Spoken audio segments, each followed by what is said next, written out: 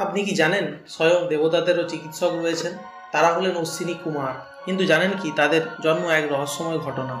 অশ্বিনী কুমাররা হলেন সূর্যদেবের পুত্র। তাদের মা সংজ্ঞা দেবী ছিলেন বিশ্বকর্মার কন্যা। কিন্তু সূর্যদেবের অসীম তেজ সহ্য করতে না পেরে তিনি পৃথিবীতে চলে যান। নিজের ছায়াকে রেখে গেলেন সূর্যদেবের পাশে। সংজ্ঞা দেবী তখন অশ্বরূপে উত্তর কুরুর জঙ্গলে তপস্যা করতে থাকেন। সূর্যদেব যখন তাকে খুঁজে পান, তিনিও ঘোড়ার রূপ নেন। আর এই মিলনেই জন্ম হয় দুই যমজ পুত্র, নাসত্য ও দ্রস্য, যাদের আমরা অশ্বিনী কুমার নামে জানি। অশ্বিনী কুমাররা কেবলমাত্র দেবতাদের নয়, বরং মানুষকেও চিকিৎসা করতেন। তাদের চিকিৎসা শাস্ত্র এতই শক্তিশালী ছিল যে তারা শুধু রোগ সারাতেন না, বরং মহাভারতে চবন ঋষি যখন বৃদ্ধ হয়ে যান, তখন অশ্বিনী কুমারদের কৃপায় তিনি আবার যৌবন ফিরে পান। এই ঘটনার মাধ্যমেই তারা আয়ুর্বেদ চিকিৎসার প্রতিষ্ঠাতা হিসেবে খ্যাত হন।